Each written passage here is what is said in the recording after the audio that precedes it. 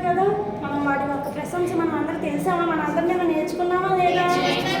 మీరు ఎవరైనా అలా చేశారా? మరి మన ఫుడ్ అంటే గౌరవం ఉండాలి కదా. మరి నువ్వు ఇప్పటికే సన్నంగా ఉన్నావు, ఫుడ్ రోజు తినాలి, ఓకేనా? ఇప్పుడు మనము ఈరోజు ఒక రోల్ ప్లే ద్వారా మనం మరి కొంచెం తెలుసుకుందాం, ఓకేనా? కూర్చోండి అమ్మ, కూర్చోండి, కూర్చోండి. నువ్వు చెరువు పనికి వెళ్ళిపో.